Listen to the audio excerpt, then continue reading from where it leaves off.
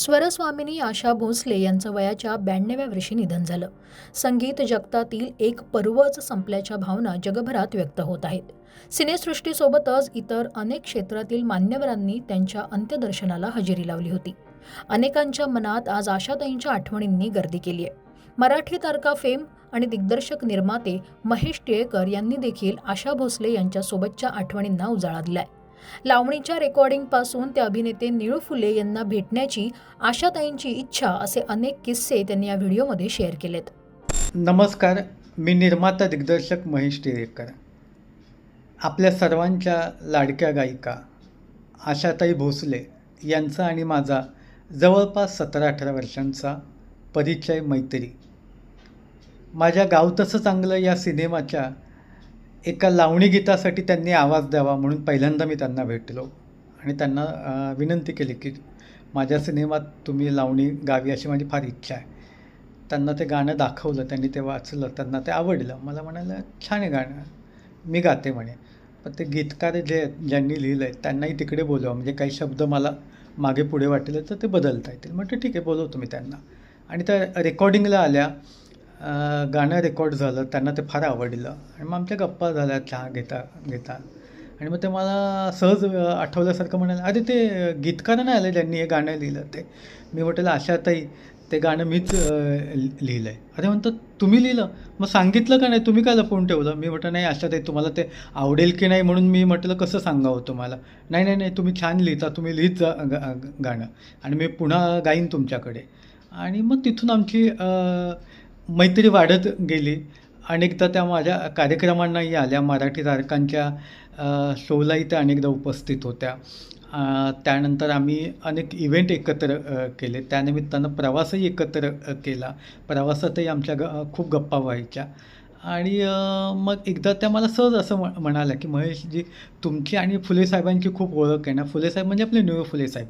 तर माझी आयुष्यात एक खूप इच्छा आहे की फुले साहेबांना भेटायचं. मला त्यांच्या त्या पुढाऱ्याच्या भूमिका खूप आवडतात. आणि मग मी त्यांना म्हटलं ठीक आहे, मी तुम्हाला घेऊन जाईन निळूभाऊंना भेटायला. आणि ते एकदा पुण्यामध्ये आल्या होत्या, तर मला म्हणाल्या आपण निळूभाऊंकडे जाऊयात, त्यांची वेळ घ्या.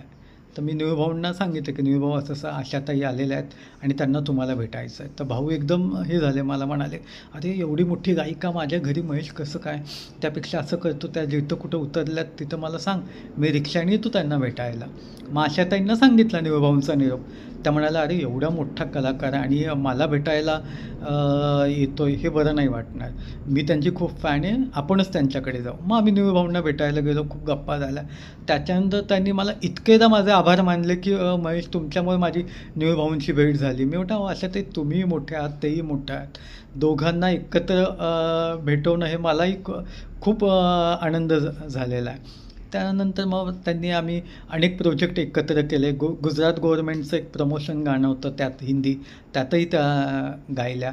आणि अगदीच त्यांचं म्हणाल मराठीतील शेवटचं गाणं तर 2024 साली जो माझा हवाबाई सिनेमा आला होता, त्यातलं एक गाणं त्यांनी गायलं होतं, जे वर्षा उसगावकर यांच्या आम्ही कोकणात चित्रित केलं होतं. ते त्यांचं मराठीतील शेवटचं गाणं, ते कोविडनंतर ते आम्ही रेकॉर्डिंग केलं होतं त्याचं.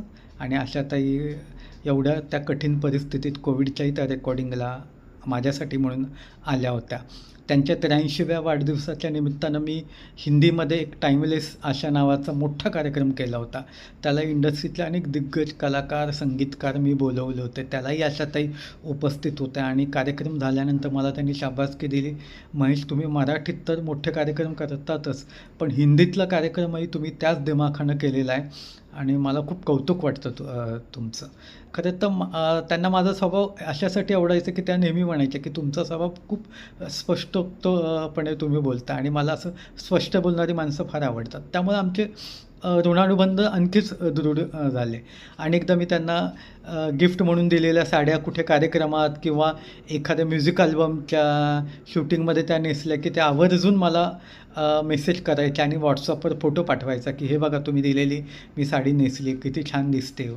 आणि मला ते खूप बरं वाटायचं. अनेकदा त्यांच्या घरी जेव्हा जाणं व्हायचं तेव्हा आमच्या तास दीड तास गप्पा रंगायच्या. माझ्याही घरी त्या पुण्यातल्या घरी आलेल्या आहेत, मुंबईतल्या घरी आलेल्या आहेत. एकदा माझ्या मुंबईतल्या घरी त्या जेवायला आल्या होत्या आणि त्यानंतर मला 2-1 दिवसानंतर त्यांचा मला परत फोन आला, "महेश तुम्ही घरी आहात का?" म्हटलं, "हो मी आहे घरी." "नाही मी येते भेटायला." त्या आल्या आणि त्यांनी चांदीच्या 2 ताटांचा असा मोठा सेट आणला होता माझ्यासाठी भेट म्हणून.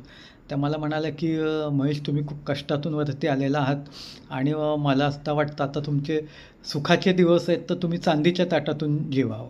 आणि त्यांनी मला ती ताटं गिफ्ट दिली चांदीची. त्यानंतर पुन्हा एकदा आला होता तेव्हा त्यांनी मला एक गणपती भेट दिलेला आहे, जो माझ्या मुंबईतल्या घरात अगदी प्रवेश केल्यानंतर समोरच मी दर्शनी भागात तो ठेवलेला आहे. आणि त्यांना बोलायला, गप्पा मारायला खूप आवडायचं. म्हणजे अगदी आत्ता त्या आजारपणातून थोड्याशा सावरल्या होत्या, बऱ्या झाल्या होत्या. तेव्हा मागच्याच आठवड्यात मी त्यांना 2दा जाऊन भेटलो. तेव्हा खूप गप्पा झाल्या आमच्या आणि मला म्हणाल्या, "महेश मला असं वाटतं की फार फार तर माझं 2 वर्ष आयुष्य." मी म्हटलं, "नाही आशाताई असं नका बोलू. तुम्ही 100ही गाठणार." "नाही," म्हणे, "एवढं जगून काय करायचं आहे?" आणि अक्षरशः 2 दिवसापूर्वी त्या गेल्याची बातमी आली. माझी त्यांना भावपूर्ण श्रद्धांजली. सोबतच ज्या लावणीच्या रेकॉर्डिंगचा त्यांनी उल्लेख केला त्याचा एक्सक्लुझिव्ह व्हिडिओही लोकमत फिल्मीसोबत शेअर केलाय. आशाताईंच्या चाहत्यांसाठी त्यांचा हा लाईव्ह रेकॉर्डिंग करतानाचा खास BTS व्हिडिओ पाहूयात. लबाड पापणीची पापणीची फड फड फड फड लबाड पापणीची. ते असं याच्यात यायला पाहिजे ना, असं अजून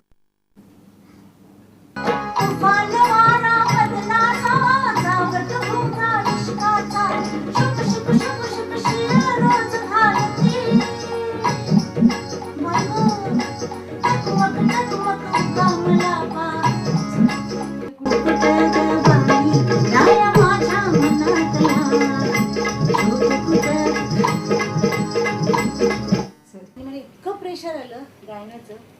पण काय तुझा कुठे लपलाच एकदम सारखा समोर असायचा.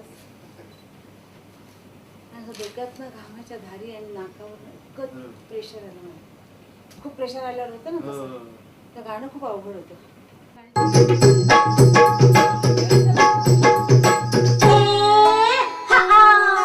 नागपूर, नाशिक,